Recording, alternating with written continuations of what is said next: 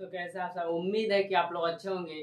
चलिए आज पढ़ेंगे लोग केमिस्ट्री के अध्याय 3 के बारे में, जिसका नाम है धातु एवं अधातु के बारे में पढ़ेंगे लोग। वो क्या होता है, धातु क्या होता है, अधातु क्या होता है, उसके बारे में बहुत विस्तृत रूप से चर्चा करेंगे लोग। और केमिस्ट्री बहुत आसान भाषा हिंदी में पढ़ाया जाएगा।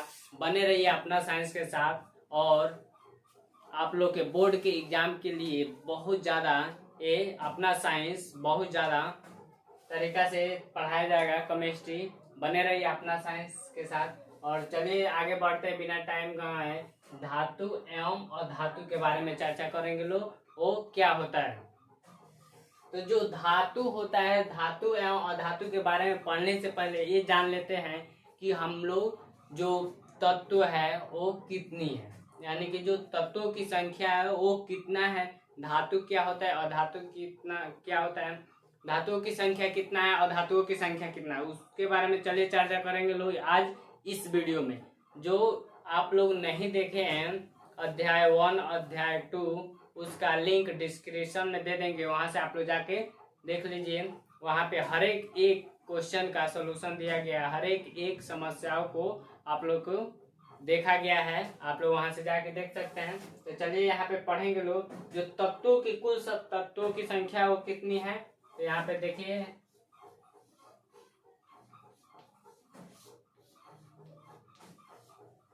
जो कुल तत्व है वो कितना है। जो बुक में लिखा है दोस्तों, लिखा है 114 तत्व है।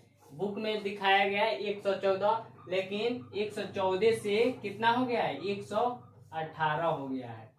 आज के डेट में कितना तत्वों की संख्या हो गया है, 118 हो गया है। और बुक में जो पुराना वाला बुक है उसमें दिखा रहा है 114 तत्व। तो ये आप लोग ध्यान रखिएगा कितना तत्व है।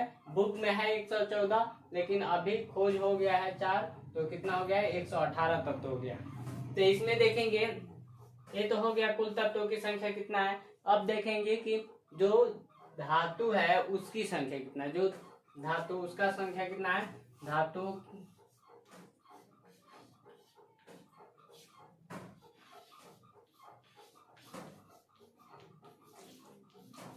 धातुओं की संख्या कितना है दोस्तों, तो इसका संख्या है 92 है। 92 है, कोई कोई 91 भी दिखाता है, तो ये भी ध्यान रखिएगा। कोई कोई 91 भी दिखाता है, तो इतना आप लोग ध्यान रखिएगा। उसके बाद से जो अधातु की संख्या है,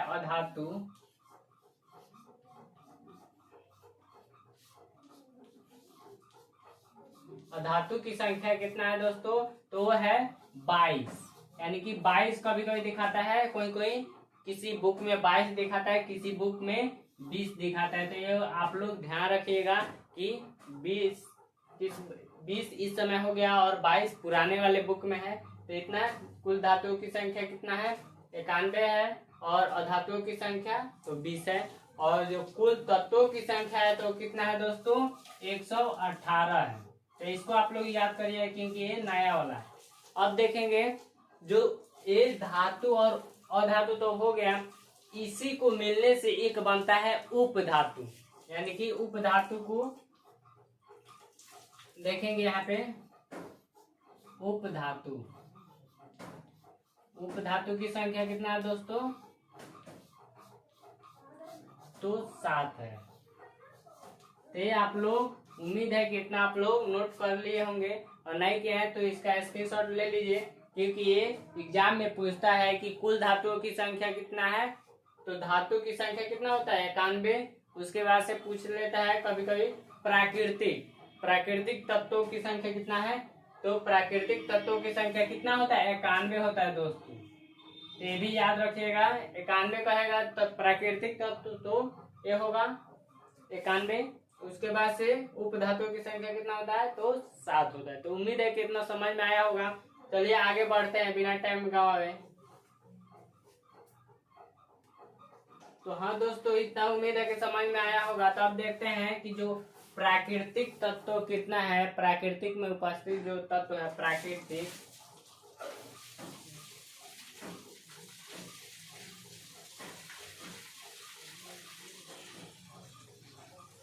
जो प्राकृतिक रूप में है वो तत्व कितना है, तो तत्व है 94 तत्व। क्वेश्चन एग्जाम में भी पूछ लेता है प्राकृतिक तत्वों की संख्या कितना है, या प्राकृतिक में उपस्थित तत्वों की संख्या कितना है, 94 है। अब देखेंगे जो आवर्त सारणी में धातु कहाँ होता है और धातु कहाँ होता है उसके बारे में चर्चा करेंगे। तब तक इसका स्क्रीनशॉट ले लीजिए।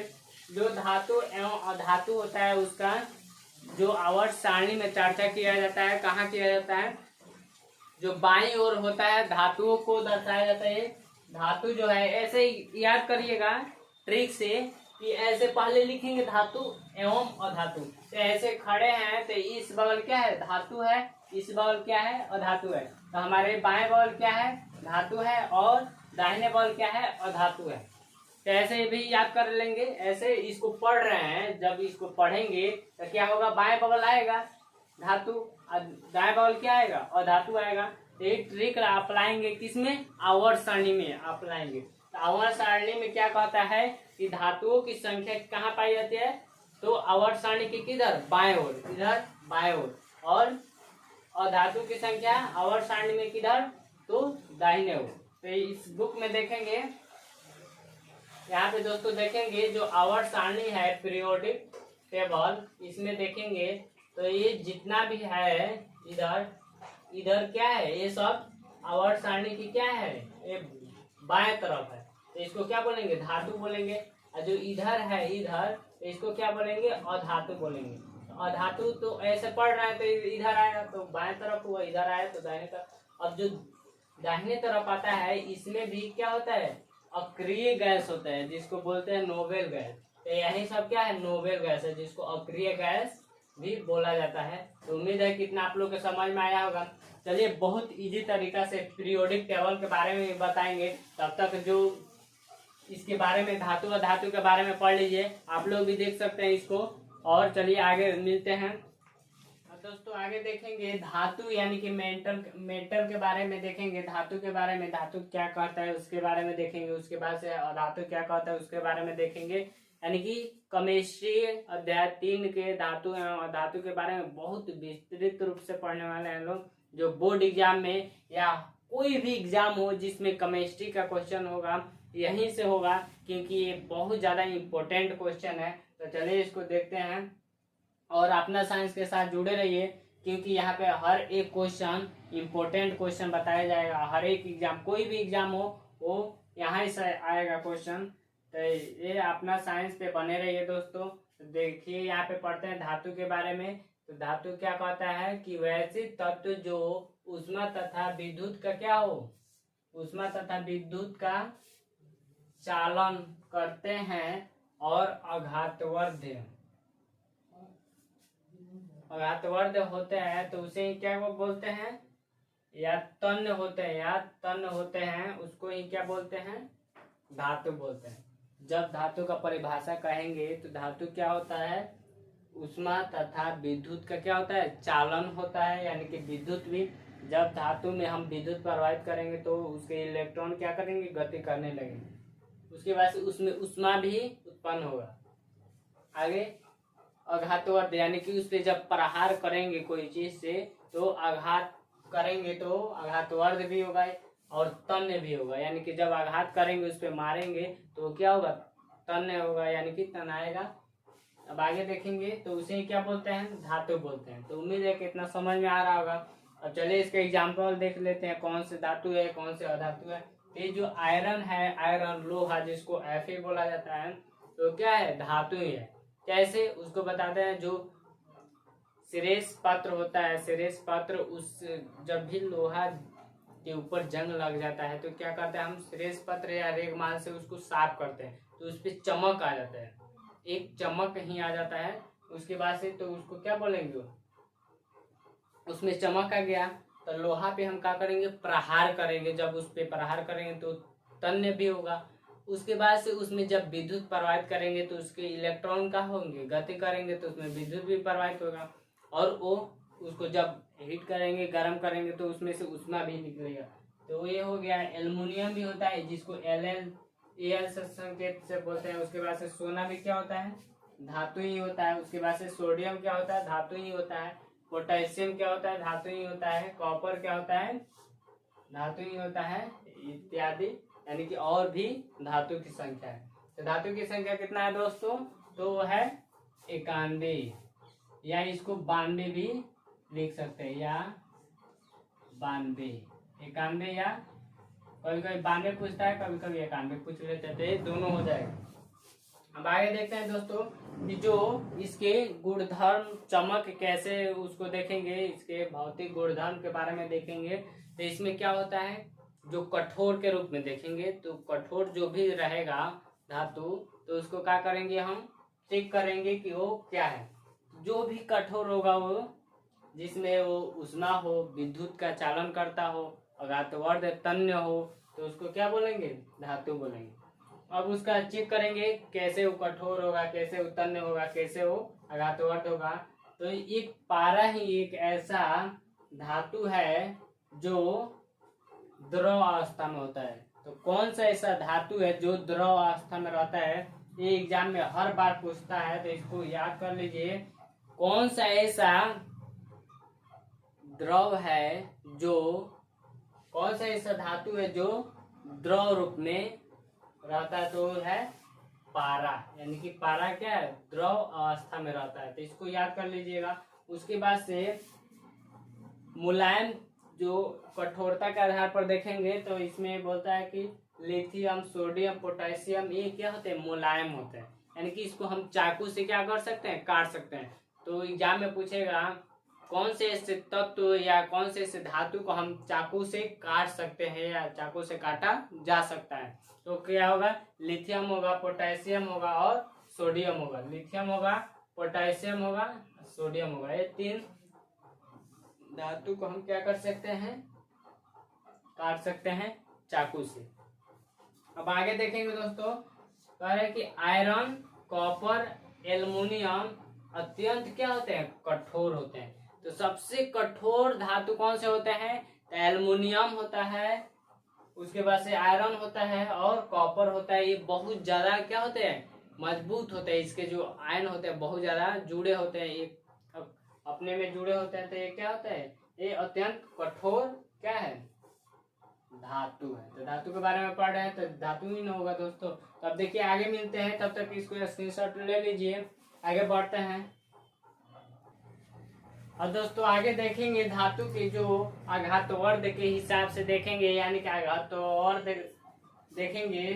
तो जब कोई भी धातु पे हम आघात करेंगे, प्रहार करेंगे, तो वो क्या होगा, वो कैसे वो पतला होगा, क्या होगा, उसके बारे में चर्चा करेंगे। तो सबसे अधिक सोना तथा चांदी सबसे आघातवर्ध होते हैं, यानी कि जिस पे हम प्रहार करेंगे तो सबसे अधिक आघातवर्ध वाला तत्व कौन सा है, धातु, तो वो है सोना है, सोना है और चांदी है। वो सोना समझिए दोस्तों, ये धातु वाला सोना है, तो इसको यहाँ पे ये समझेंगे धातु वाला सोना। उसके बाद से चांदी, वो चांदनी वाला नहीं, बल्कि ये धातु वाला चांदी समझेंगे दोस्तों। तो आप लोग यहाँ पे ध्यान दीजिए। तो चांदी सबसे आघातवर्ध वाला ये क्या है, धातु है। अब देखेंगे सोना को पीट करना होगा कितनी mm, जिसको बोला जाता है मिमी, यानी कि mm 0.0004 mm पतली चादर बनाई जा सकती है। यानी कि इसको इतनी पतली बनाई जा सकती है, इतनी पतली 0.0004 mm इसको पतला बनाया जा सकता है। तो इसके बारे में दोस्तों तो आगे देखेंगे धातु के तन्यता के आधार पर, यानी कि तन्यता के आधार पर सोना चांदी सबसे अधिक क्या होता है, तन्य होता है। यानी कि तन्य कहने का अर्थ जब उस पर प्रहार करेंगे तो सबसे अधिक उसको लंबा खींचा जा सकता है, यानी कि 2 किलोमीटर तक इसको लंबा खींचा जा सकता है। तो इसको सोना और चांदी को अब देखेंगे ऊष्मीय चालकता के आधार पर। तो चांदी, कॉपर ऊष्मा के सबसे अधिक क्या होते हैं, अच्छे चालक होते हैं।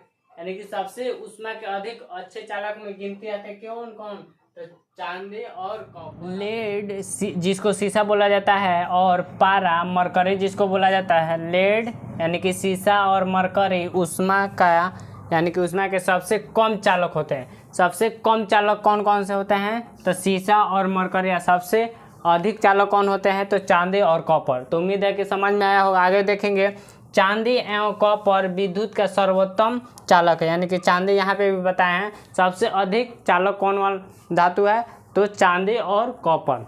तो उम्मीद है कि दोस्तों ये वीडियो अच्छा लगा होगा, तो इसका स्क्रीनशॉट ले लीजिए और मिलते हैं नेक्स्ट वीडियो में, अगले वीडियो में। तब तक बने रहिए अपना साइंस के साथ। केमिस्ट्री बहुत ईजी तरीका से बोर्ड एग्जाम के लिए, और ये जो पढ़ाया जा रहा है कोई भी एग्जाम हो जिसमें केमिस्ट्री के क्वेश्चन होगा यहीं से आएगा, क्योंकि ये बहुत ज़्यादा इंपॉर्टेंट क्वेश्चन है। तो आप लोग बने रहिए अपना साइंस पे। हिंदी मीडियम में केमिस्ट्री बहुत आसान भाषा में पढ़ाया जाएगा, बहुत ईजी तरीका से। तो बने रहिए, मिलते हैं अगले वीडियो में। बाय बाय दोस्तों।